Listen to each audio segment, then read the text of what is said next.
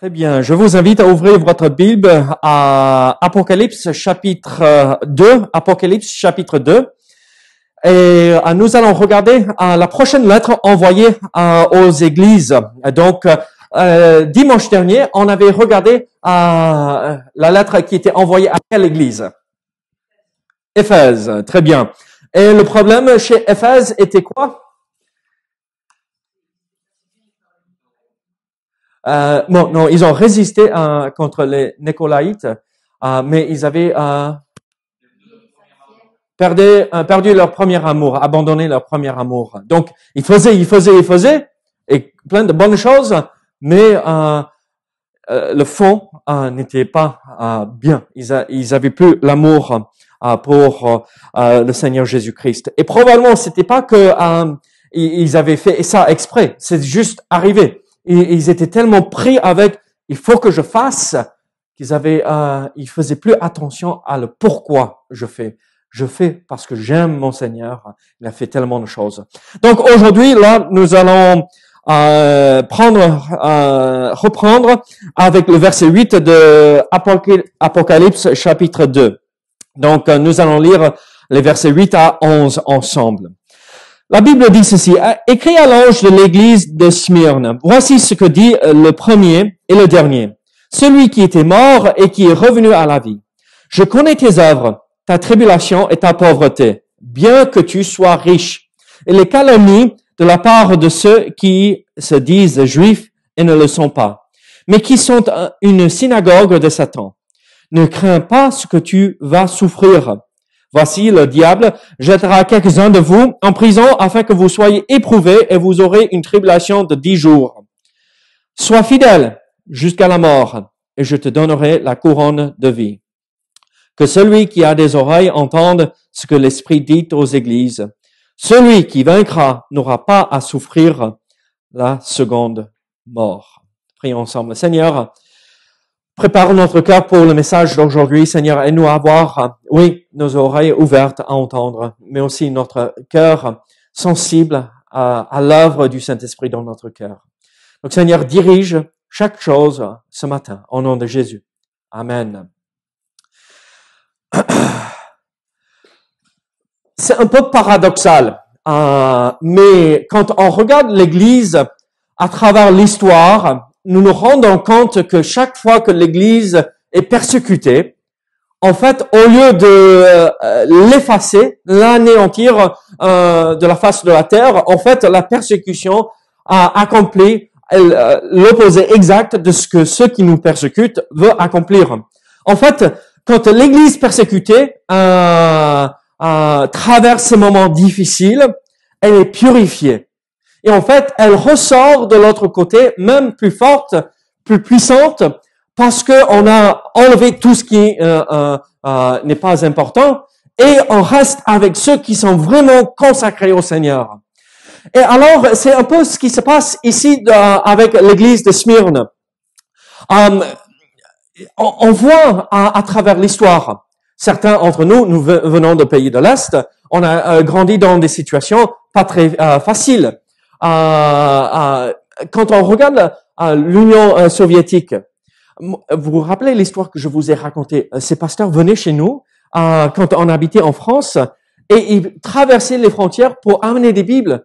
Et où se retrouve aujourd'hui probablement l'Église qui vit le plus, qui a plus de puissance spirituelle ici en Europe, n'est-ce pas, dans ces pays de l'Est, parce qu'ils n'avaient pas cette liberté et ça les a purifiés pendant des années. Bon, je sais bien que les choses évoluent et on est confronté à plein de choses maintenant là-bas aussi. Mais quand le rideau de fer est tombé, on a retrouvé une église puissante et magnifique. Et en fait, une église qui était consacrée entièrement au Seigneur et pas à leur programme qu'ils avaient en place, parce qu'il n'y avait pas de programme. Il y avait que juste la prédication et la parole et l'adoration du Seigneur. Et alors, c'est ce que nous retrouvons ici dans l'église de Smyrne. En fait, cette église, l'exemple de l'église de Smyrne instruit toutes les églises de comment il faut réagir face à la persécution, face à la tribulation. Pas juste la persécution, mais la tribulation, les épreuves. Comment faut-il faire? Et là, moi, je retrouve une église magnifique. Il y a 7 églises qui sont nommées ici dans l'Apocalypse, n'est-ce pas? Les 7 églises d'Apocalypse. On a affaire à une église ici qui n'est pas reprise par le Seigneur. Il y en a que 2 dans cette liste de 7. L'autre, c'est quelle église? Est-ce que vous vous rappelez? Quelle autre église n'est pas reprise? L'église de Philadelphie. L'église de Philadelphie. En dehors de ces 2, les autres églises ont des problèmes. Et là, alors nous voyons en fait ce qui se passe. L'église ici à Smyrne n'a pas le temps de perdre avec les choses qui ne sont pas importantes. On est là, et c'est pas qu'on baisse la tête et on fonce, mais on garde nos yeux fixés sur le Seigneur et on persévère jusqu'à la fin. Et moi, je vais vous dire ceci. À travers cette période de mars jusqu'à aujourd'hui, on entre dans le 4e mois, n'est-ce pas? L'Église a été éprouvée. Pas forcément juste notre Église, mais l'Église en général a été éprouvée. Et alors, comment faut-il réagir face à ces épreuves, face à ces choses difficiles? Et on peut l'appliquer à l'Église, mais à nous personnellement. Parce qu'il dit là à la fin que celui qui a des oreilles, Laurie, derrière tes cheveux, tu en as des oreilles? Oui? OK. Noé, je vois tes oreilles. Pilar, je vois les oreilles de tout le monde là. Monique, tu en as? Oui, oui, oui, oui. Donc, ça veut dire, ça parle à nous tous. C'est pour nous aujourd'hui. Comment faut-il faire? Comment cette Église a pu tenir ferme dans ces moments difficiles? Et ça nous préparera à faire face à ces épreuves qui vont venir. Regardez, on le voit dans ce verset, vous serez éprouvés, afin que vous soyez éprouvés, ne crains pas ce que tu souffriras. Voilà la phrase que je cherchais. Ne crains pas ce que tu souffriras. Regardez Jacques chapitre 1er. Nous allons voir ceci. Jacques chapitre 1er. Et nous voyons une vérité importante. Versets 2 à 4. Jacques 1, verset 2. Mes frères, regardez comme un sujet de joie complète les diverses épreuves auxquelles vous pouvez être exposés, sachant que l'épreuve de votre foi produit la patience. Mais il faut que la patience accomplisse parfaitement son œuvre afin que vous soyez parfaits et accomplis sans faillir en rien. On voit alors on le voit chez Jacques, on le voit chez Pierre, 1 Pierre chapitre 5. Écoutez ce verset, verset 10. 1 Pierre 5, 10. Le Dieu de toute grâce qui vous a appelé en Jésus-Christ et à sa gloire éternelle, après que vous aurez souffert un peu de temps, vous perfectionnera lui-même, vous affermira, vous fortifiera, vous rendra inébranlable. Alors, ici, ce que je suis en train de vous dire, c'est que pas qu'on cherche la souffrance. Quelqu'un qui cherche la souffrance, les difficultés, il y a un petit problème, n'est-ce pas? Vous avez jamais connu ces gens où si tout va bien, il y a un problème, ça va pas. Si on se réveille et on est tranquille, mais c'est pas normal ça. Et on cherche à être embêté, on cherche le petit souci. C'est pas ça ce qu'il faut. Il faut louer le Seigneur pendant cette période de paix et de tranquillité où tout va bien. Mais quand ça arrive, ne soyons pas troublés par cela. La Bible, on en a parlé. Même on le voit dans Jean chapitre 16, que Jésus lui-même nous a dit cela. Jean 16, verset 33. On serait persécuté à cause de notre foi. Donc, en sachant que ça arrive, en sachant que on sera persécuté, peut-être pas maintenant, on passera par des moments difficiles, peut-être pas à l'instant, mais demain, ou dans une semaine, ou dans un mois. Comment cette Église a pu tenir dans cette épreuve, et comment prendre ces vérités et l'appliquer à ma vie, et à avoir cela en place pour que quand ça arrive, je suis prêt. Je suis prêt à faire face. Pas que je veux, mais comment être préparé pour cela. En fait, nous voyons plusieurs choses concernant cette église. En fait, laissez-moi vous expliquer l'arrière-plan de cette église. Smyrne, écrit à l'ange de l'église de Smyrne. L'église de Smyrne. Est-ce que vous savez l'arrière-plan ou la racine du mot Smyrne?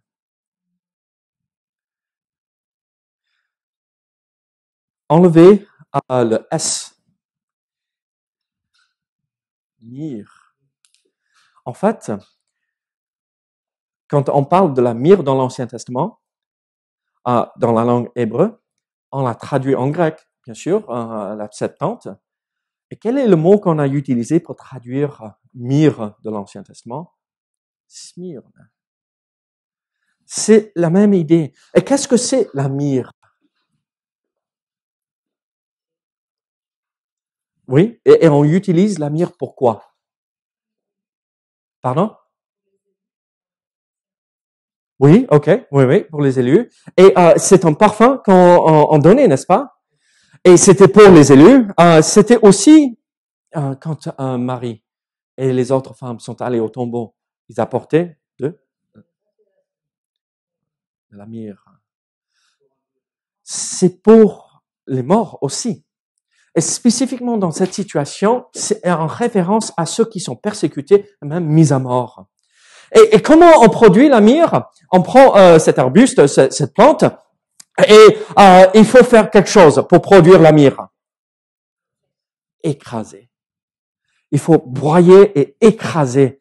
Il faut, en fait, vous avez vu ceci, mais on met la plante dans un espèce de moulin et on écrase et ça sort l'huile. Et on utilise, et à la fin, il ne reste plus rien, juste des morceaux, et c'est tout écrasé. Et on filtre ça, et on enlève, et on a quelque chose de magnifique. Et alors, ce qui se passait ici pour cette église, elle était écrasée par la persécution. Elle était broyée et recrachée, et restait rien. Dans l'église de Smyrne, il y avait beaucoup qui avaient beaucoup souffert, et ils avaient même probablement, on tire ça de ta pauvreté, je connais ta pauvreté. Ils ont probablement perdu leur boulot, leur travail, parce que particulièrement dans la ville de Smyrne, il y avait l'adoration ou le culte à l'empereur. Et chaque année, il fallait venir et rendre un culte à l'empereur. Mais Joël, toi, en tant que chrétien, tu vas rendre un culte à quiconque en dehors de Dieu? Bien sûr que non. Et donc, qu'est-ce qui s'est passé?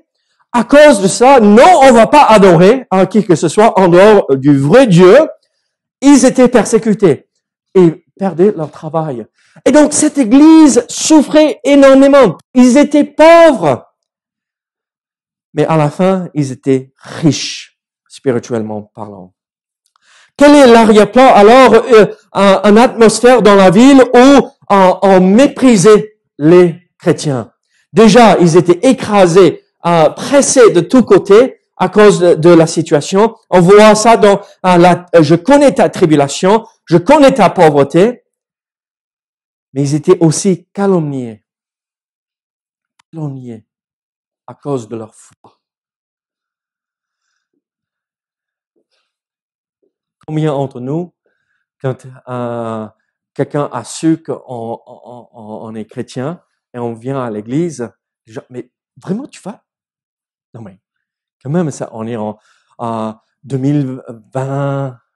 On est en 2020. Je pensais 21 pour une raison, je sais pas pourquoi. On est en 2020 et tu vas toujours à l'église, mais quand même c'est un peu dépassé tout ça, non?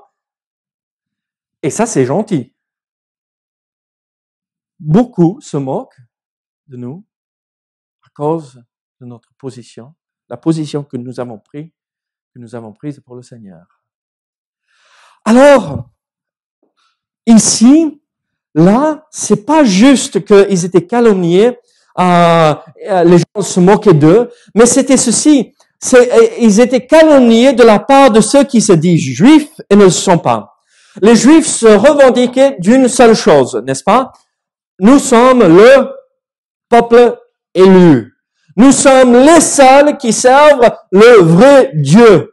Nous sommes les détenteurs de cette vérité et nous sommes les élus. Il n'y a personne d'autre comme nous. Vous pouvez vous convertir et venir et entrer dans le judaïsme et devenir juif, mais en dehors de ça, vous êtes les païens, les autres. Nous et personne de plus. Et ils avaient cette fierté. Nous sommes les vrais enfants de Dieu. Et là, qu'est-ce qui se passe? L'Église, le vrai peuple de Dieu, est persécuté par ceux qui se disent les enfants de Dieu. Or là, si c'est pas un couteau planté, tu crois en Dieu? Oui. Moi aussi, je crois en Dieu. Mais tu es juif? Non. Alors, plus de boulot. Sors de ma maison, tu es dans la rue maintenant. Je ne te veux pas ici. Vous imaginez ce sentiment de trahison? C'est cette idée que ceux qui se disent enfants de Dieu, qui suivaient Dieu à la lettre avec la loi, c'est eux qui se retournent et qui attaquent les vrais enfants de Dieu. Là, cette souffrance que l'Église vivait, il y avait bien sûr probablement des Juifs au sein de l'Église de Smyrne aussi, et c'était leurs propres familles qui se sont retournées contre l'Église. Quelle souffrance, quelle chose horrible de vivre. Et donc nous voyons la situation que l'Église traverse est très difficile. Et regardez ce que Dieu dit par rapport à ceux qui se disent juifs, les élus, le peuple élu. Regardez ce qu'il dit. Et les calomnies de la part de ceux qui se disent juifs et ne le sont pas, mais qui sont une synagogue de Satan. Vous savez comment Jacques s'est servi du mot synagogue dans son épître, l'épître de Jacques? Il a utilisé le même mot synagogue et traduit assemblée. Immédiatement, quand on entend assemblée ou une congrégation, on pense à l'église, n'est-ce pas? Église est la translittération du mot grec ecclésia. Et donc, là, Dieu dit, ils sont une assemblée de Satan, ceux qui vous attaquent. Ouh, là, c'est sévère, n'est-ce pas? C'est une bonne claque. Cette église souffrait énormément. Ils étaient pauvres. Ils ont supporté les calomnies. Ils ont supporté les tribulations. Le mot tribulation, là, au départ, je connais ta tribulation, c'est le sens de ce mot, c'est l'idée d'écraser, enfin, aussi, comment dirais-je, de pression et affliction. Est-ce que vous avez vécu de la pression, de l'affliction, ici récemment? Par même peut-être ceux qui se disent les enfants de Dieu? Comment agir? Comment agir dans ces moments? Première chose, c'est de regarder à qui nous parle ici. Regardez à Christ. Comment surmonter ces épreuves? Gardons nos yeux fixés sur notre Sauveur. Qu'est-ce qu'il dit? Voici ce que dit le premier et le dernier. Celui qui était mort et qui est revenu à la vie. Là, Christ leur donne deux descriptions, deux attributs de qui il était. Je suis le premier et le dernier. Et là, l'église ou la synagogue des Juifs se disait, nous sommes l'autorité spirituelle ici, nous sommes les meilleurs, vous êtes personne. L'autorité gouvernementale dans la ville disait, nous sommes l'autorité, si vous n'adorez pas l'empereur, on va vous mettre à mort, et sinon vous allez perdre votre boulot. Nous sommes ceux qui décident. Et qu'est-ce que Christ dit? Non, moi je suis le premier, moi je suis l'autorité. Gardez vos yeux fixés sur moi. Regardez au vrai roi, au vrai souverain. Je suis le premier. Gardez vos yeux fixés sur ce Dieu tout-puissant et ne regardez pas. Oui, il faut gérer les circonstances, mais les circonstances ne devraient pas nous troubler. Fixons nos yeux sur notre Sauveur. Il est le premier et il s'arrête pas là, hein. Il dit, moi je suis le dernier aussi. Au cas où ils pensent qu'ils vont suivre derrière moi. Non, moi je suis en premier et je suis en dernier. Il n'y a personne en dehors de moi qui a de l'autorité. Regardons à notre Sauveur. Quand tout s'écroule autour de nous, regardons à Christ. Et il est la source de joie, d'encouragement, de force, de puissance pour pouvoir tenir. Quand la tentation vient, regardons au Seigneur Jésus-Christ, parce qu'il est la réponse. Et pas juste je suis le premier et le dernier, mais je suis lui qui était mort et qui est revenu à la vie. J'aime bien comment Christ s'est exprimé ici. Qui était mort. Qui était comme ah oui, j'avais faim hier. J'étais mort. L'expression ici, c'est j'étais mort, et l'idée compris derrière ça, c'était quelque chose de passager. Pour nous, les humains, parce que en dehors de Christ et quelques autres personnes que Dieu a ressuscitées pendant un moment du Nouveau Testament et l'Ancien Testament, aucun d'entre nous avons vécu une résurrection. Moi, je connais pas des vraies résurrections jusque-là. Après les apôtres. Donc, quand on regarde à la mort, on le regarde comme final. Comme c'est fait, hein. Il n'y a plus rien après. Même si nous, on est chrétiens et on sait qu'il y a autre chose, on est humain, n'est-ce pas? Goodwin, tu vas mourir demain. Désolé, Laurie. Mais on garde bien le rendez-vous qu'on a mardi après-midi, d'accord? Hein? Non, mais je sais que mardi, tu vas pouvoir dire j'étais mort. C'est comme ça. J'étais mort hier, mais aujourd'hui je suis vivant. Et donc Christ exprime cette idée que la mort est juste passagère. Et ce n'est pas quelque chose de permanent. Et regardez ce qu'il dit. Je suis revenu à la vie. L'idée dans la langue originale, c'est je suis revenu à la vie. C'est une fois pour toutes. Hein. Je ne reviens pas en arrière à la mort. C'est fait, c'est accompli et c'est pour toujours. Et donc, ça se marie avec cette idée, sois fidèle jusqu'à la mort. Cette chose sera juste passagère. Fixons nos yeux sur Christ et comprenons, il a vaincu la mort. Cette épreuve que vous traversez, vous croyez que vous allez mourir au milieu de tout cela? Ne vous inquiétez pas. Christ a eu la victoire. Regardez à lui.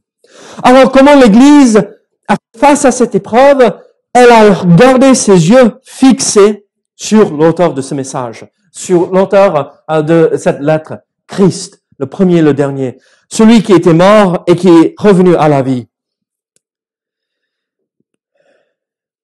Et regardez verset 10. Comment ils ont tenu ferme face à la persécution?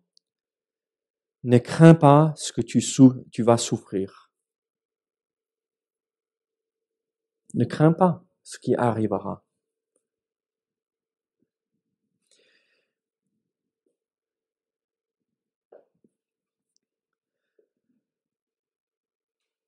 Des membres de ma famille m'ont posé une question une fois. Que feras-tu si jamais quelque chose arrive et tu ne peux pas rentrer au pays, aux US? Que feras-tu là-bas si tu es coincé en France?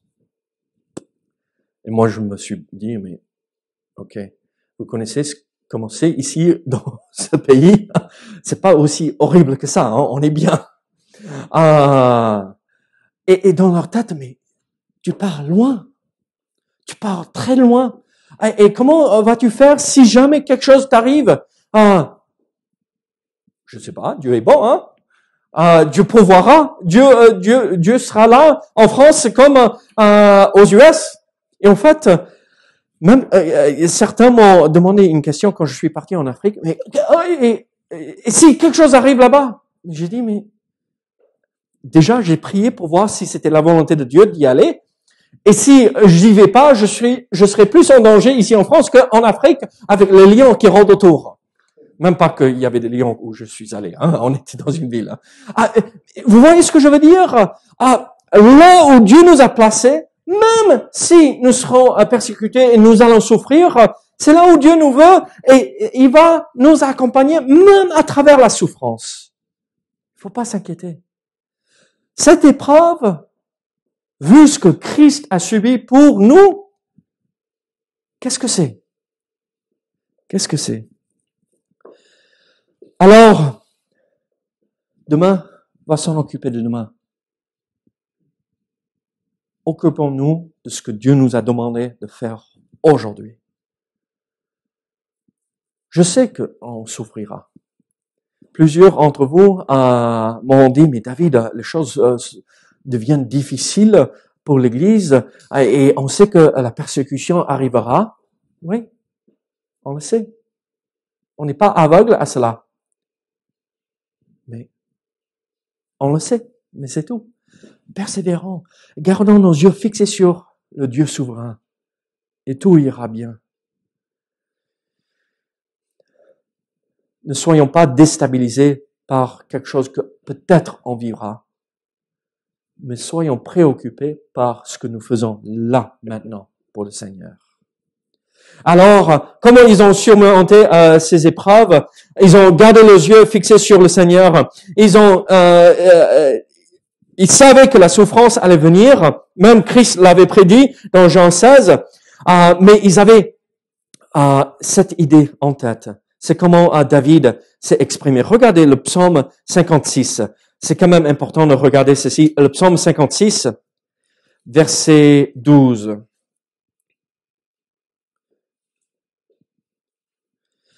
Psaume 56, verset 12. C'est l'attitude qu'on devrait avoir face aux épreuves, face à la souffrance. Je me confie en Dieu. Je ne crains rien. Que peuvent me faire des hommes? Je me confie en Dieu. Je ne crains rien. Que peuvent me faire des hommes?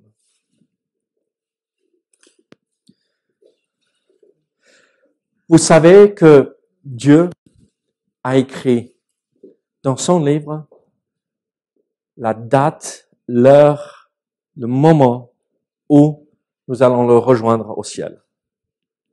C'est écrit. Il sait quand on mourra, le jour précis. Oui, pas pour ceux qui seront enlevés. J'espère, le Seigneur, je veux être enlevé, je veux pas mourir.